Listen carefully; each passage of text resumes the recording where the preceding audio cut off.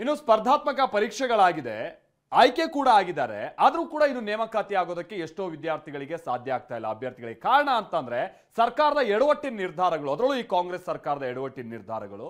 ಅದರ ಜೊತೆಗೇನೆ ಕೆಲ ಸಚಿವರುಗಳ ಪ್ರತಿಷ್ಠೆಯಾಗಿ ಈ ವಿಚಾರವನ್ನ ತೆಗೆದುಕೊಂಡಿರೋದು, ಅದರಲ್ಲೂ ಈ ಉತ್ತರ ಕರ್ನಾಟಕ ಭಾಗದ ಕೆಲ ಸಚಿವರುಗಳು. ಹೀಗಾಗಿ ಒಂದು ಕಡೆ ಆಯ್ಕೆ ಆದಂತಹ ಅಭ್ಯರ್ಥಿಗಳು ತಲೆ ಕೆಡಿಸ್ಕೊಂಡು ಮನೇಲಿ ಕೂತಿದ್ರೆ, ಮತ್ತೊಂದು ಕಡೆ ಕೆಪಿಎಸ್ಸಿ ಕರ್ಮಕಾಂಡ ಕೂಡ ಸೇರಿದ ಹಾಗೆ ಬಹಳಷ್ಟು ನಾನಾ ಕಾರಣಗಳಿಂದಾಗಿ ಹೊಸ ನೇಮಕಾತಿಗಳೇ ಆಗ್ತಾ ಇಲ್ಲ. ಈ ಕಾರಣಕ್ಕಾಗಿನೇ ಈಗ ಯುವ ಜನರು ಸರ್ಕಾರದ ವಿರುದ್ಧವಾಗಿ ಸಿಟ್ಟಿಗೆದ್ದಿದ್ದಾರೆ. ಯುವಕ ಯುವತಿಯರು ಧಾರವಾಡದಲ್ಲಿ ಬಹಳ ದೊಡ್ಡ ಮಟ್ಟದ ಪ್ರತಿಭಟನೆ ಆಗಿದೆ. ಅಷ್ಟೇ ಅಲ್ಲ, ನಿಮ್ಮ ನೇಮಕಾತಿ ಕಾದು ನಮ್ಮ ವಯಸ್ಸು ಹೋಗ್ತಾ ಇದೆ. ಹೀಗಾಗಿ ನೇಮಕಾತಿಗಿರುವಂತಹ ಆ ವಯಸ್ಸನ್ನ ಹೆಚ್ಚು ಮಾಡಿ, ನೀವು ಈಗೇನು 30, 32, 34, 35 ಮಾಡಿ ಅನ್ನುವಂಥ ನಿಟ್ಟಿನಲ್ಲೂ ಕೂಡ ಒತ್ತಾಯ ಮಾಡ್ತಾ ಇದ್ದಾರೆ. ಹಾಗಾದ್ರೆ ಯುವ ಜನರು ಸರ್ಕಾರದ ವಿರುದ್ಧವಾಗಿ ಸಿಟ್ಟಿಗೆದ್ದಿರೋದು ಯಾವ್ಯಾವ ಕಾರಣಕ್ಕಾಗಿ? ಸರ್ಕಾರ ಇದಕ್ಕೆ ಏನ್ ಸಮರ್ಥನೆ ಮಾಡುತ್ತೆ? ಹಾಗಾದ್ರೆ ಬನ್ನಿ ರಿಪೋರ್ಟ್ ಅಲ್ಲಿ ನೋಡ್ಕೊಂಬರೋಣ.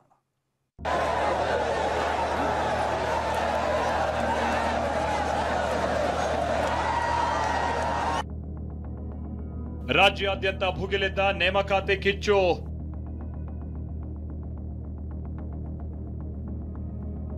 ಯುವಕರ ನೋವಿನ ಧ್ವನಿ ಆಲಿಸಿ ಸರ್ಕಾರಕ್ಕೆ ಬಿಜೆಪಿ ಗುದ್ದು. ಆಕ್ರೋಶ, ರೋಷಾವೇಶ, ಉದ್ಯೋಗ ಸಿಗ್ತಿಲ್ಲ, ನೇಮಕಾತಿ ಆಗ್ತಿಲ್ಲ, ಖಾಲಿ ಇರೋ ಹುದ್ದೆಗಳನ್ನ ಭರ್ತಿ ಮಾಡಿ. ಇದು ಉದ್ಯೋಗಾಕಾಂಕ್ಷಿಗಳ ಬೃಹತ್ ಹೋರಾಟ. ಹೌದು, ನಿನ್ನೆ ಧಾರವಾಡದಲ್ಲಿ ಬೃಹತ್ ಪ್ರತಿಭಟನೆ ನಡೆಸಿದ ಉದ್ಯೋಗಾಕಾಂಕ್ಷಿಗಳು ಪೊಲೀಸ್ ಇಲಾಖೆ ಸೇರಿ ವಿವಿಧ ಇಲಾಖೆಯಲ್ಲಿ ಖಾಲಿ ಇರುವ ಹುದ್ದೆಗಳ ಭರ್ತಿಗೆ ಆಗ್ರಹಿಸಿದ್ರು. ರಾಜ್ಯ ಸರ್ಕಾರದ ವಿರುದ್ಧ ಘೋಷಣೆ ಕೂಗಿದ್ರು.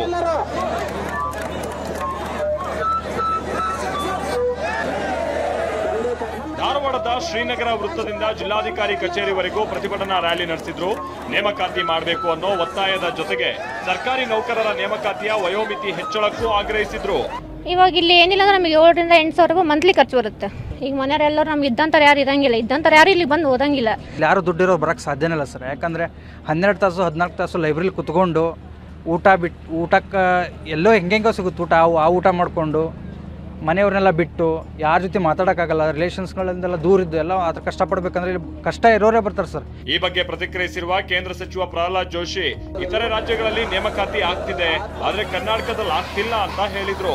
ಖಾಲಿ ಇದ್ದಾಗ್ಯೂ ಸಹಿತ ಅದರ ಒಂದು ಅವಶ್ಯಕತೆ ಇದೆ ಅಂತಂದ್ರೆ ರೆಕ್ರೂಟ್ಮೆಂಟ್ ಮಾಡಬೇಕು, ಇಲ್ಲ ಅಂದ್ರೆ ಆ ಪೋಸ್ಟ್ಗಳನ್ನಾದ್ರೂ ಸ್ಕ್ರಾಪ್ ಮಾಡಬೇಕು. ಕರ್ನಾಟಕ ಕಾಂಗ್ರೆಸ್ ವಿಫಲವಾಗಿದೆ ಅಂತ ಬಿಜೆಪಿ ಟ್ವೀಟ್. ಧಾರವಾಡ ಪ್ರತಿಭಟನೆ ಮುಂದಿಟ್ಟು ಸಾಲು ಟ್ವೀಟ್ ಮಾಡಿರುವ ರಾಜ್ಯ ಬಿಜೆಪಿ ಘಟಕ, ಇದು ಕಾಂಗ್ರೆಸ್ ಸರ್ಕಾರದ ವೈಫಲ್ಯ ಅಂತ ಕುಟುಕಿದೆ. ಯುವಕರಿಗೆ ಉದ್ಯೋಗ ಸಿಗ್ತಿಲ್ಲ, ಯುವಕರ ಧ್ವನಿ ಆಲಿಸಿ ಅಂತ ಕುಟುಕಿದೆ. ಸಚಿವ ದಿನೇಶ್ ಗುಂಡೂರಾವ್ ತಿರುಗೇಟು ಕೊಟ್ಟಿದ್ದಾರೆ. ಅದು ಮಾಡ್ತಾರೆ. ಈ ಕಾರಣದಿಂದ ಏನು ಅದು ವಿಳಂಬ ಆಯಿತು ಅಷ್ಟಕ್ಕಾದ್ರೂ ನಾವು ರಿಲ್ಯಾಕ್ಸ್ ಮಾಡಬೇಕಾಗ್ತದೆ. ನನ್ನ ಪ್ರಕಾರ ನಾವಿನ್ನೆಲ್ಲ ಎಕ್ಸಾಮ್ಸ್ಗೆ ಕಾಲ್ ಫಾರ್ ಸ್ಟಾರ್ಟ್ ಮಾಡ್ತೀವಿ. ಈಗಾಗಲೇ ಸರ್ಕಾರದ ಹಂತದಲ್ಲಿ ಚಿಂತನೆ ನಡೆದಿದೆ, ನಾವು ಸೆಷನಲ್ಲಿ ಮಾತಾಡಿದ್ದೀವಿ. ಈ ಪ್ರತಿಭಟನೆಗಳ ಬೆನ್ನಲ್ಲೇ ಕಾನ್ಸ್ಟೇಬಲ್, ಎಸ್ಐ ಹುದ್ದೆಗಳ ವಯೋಮಿತಿ ಸಡಿಲಿಕೆಗೆ ಸರ್ಕಾರ ಮುಂದಾಗಿದೆ. 2 ವರ್ಷಗಳ ವಯೋಮಿತಿ ಸಡಿಲಿಕೆಗೆ ಸರ್ಕಾರ ಚಿಂತನೆ ನಡೆಸಿದೆ.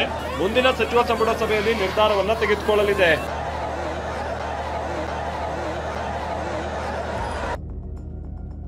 ಕಾನ್ಸ್ಟೇಬಲ್ಗಳ ಹುದ್ದೆಗೆ SC, ST, OBC ಗರಿಷ್ಠ ವಯೋಮಿತಿ ಪ್ರಸ್ತುತ 27 ವರ್ಷ ಇದ್ದು, ಇದನ್ನ 29 ವರ್ಷಕ್ಕೆ ಏರಿಸುವ ಸಾಧ್ಯತೆ ಇದೆ. ಹಾಗೆ ಇತರೆ ಅಭ್ಯರ್ಥಿಗಳ ಗರಿಷ್ಠ ವಯೋಮಿತಿ 25 ವರ್ಷವಿದ್ದು 27 ವರ್ಷಕ್ಕೆ ಏರಿಸುವ ಬಗ್ಗೆ ಚಿಂತನೆ ನಡೀತಾ ಇದೆ.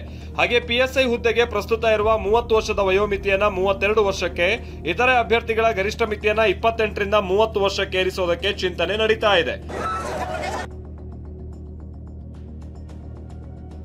ಅತಿಥಿ ಉಪನ್ಯಾಸಕರ ನೇಮಕಕ್ಕೆ ಆಗ್ರಹ, ABVP ಪ್ರತಿಭಟನೆ. ನಿನ್ನೆ ಧಾರವಾಡದಲ್ಲಿ ಉದ್ಯೋಗಾಕಾಂಕ್ಷಿಗಳು ವಿವಿಧ ಇಲಾಖೆಗಳ ಖಾಲಿ ಇರುವ ಹುದ್ದೆ ಭರ್ತಿಗೆ ಹೋರಾಟ ನಡೆಸಿದ್ರು. ಇವತ್ತು ಬೆಂಗಳೂರು ಸೇರಿದಾಗೆ ರಾಜ್ಯಾದ್ಯಂತ ABVP ಕಾರ್ಯಕರ್ತರು ಸರ್ಕಾರಿ ಪ್ರಥಮ ದರ್ಜೆ ಕಾಲೇಜುಗಳಲ್ಲಿ ಅತಿಥಿ ಉಪನ್ಯಾಸಕರ ನೇಮಕಾತಿಗಾಗಿ ಆಗ್ರಹಿಸಿ ಪ್ರತಿಭಟನೆ ನಡೆಸಿದ್ರು.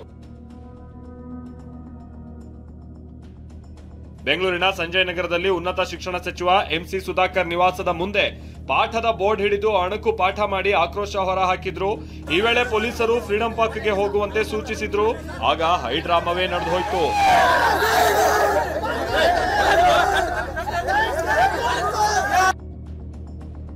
ನಾಳೆ 31 ಜಿಲ್ಲೆಗಳಲ್ಲಿ ಕರವೇ ಕಾರ್ಯಕರ್ತರ ಪ್ರತಿಭಟನೆ. ಇನ್ನು ಕೇಂದ್ರ ಸಂಸದೀಯ ರಾಜಭಾಷಾ ಸಮಿತಿ ಬೆಂಗಳೂರಿನ ತಾಜ್ ವೆಸ್ಟ್ ಎಂಡ್ ಹೋಟೆಲ್ನಲ್ಲಿ ಕಳೆದ 3 ದಿನಗಳಿಂದ ಕಾರ್ಯಕ್ರಮ ನಡೆಸಿದೆ. ಇದು ಹಿಂದಿ ಹೇರಿಕೆಯ ಕಾರ್ಯಕ್ರಮ ಅಂತ ಆರೋಪಿಸಿದ್ದು, ಕರ್ನಾಟಕ ರಕ್ಷಣಾ ವೇದಿಕೆಯ ನಾರಾಯಣಗೌಡ ಬಣದ ಕಾರ್ಯಕರ್ತರು ಹೋಟೆಲ್ಗೆ ನುಗ್ಗಿ ಪ್ರತಿಭಟಿಸಿದ್ದರು. ಈ ವೇಳೆ 41 ಕರವೇ ಕಾರ್ಯಕರ್ತರನ್ನ ಬಂಧಿಸಲಾಗಿತ್ತು. ಕಾರ್ಯಕರ್ತರ ಬಂಧನವನ್ನ ಕರವೇ ಅಧ್ಯಕ್ಷ ನಾರಾಯಣಗೌಡ ಖಂಡಿಸಿದ್ದು, ರಾಜಕಾರಣಿಗಳ ವಿರುದ್ಧ ವಾಗ್ದಾಳಿ ನಡೆಸಿದ್ದಾರೆ.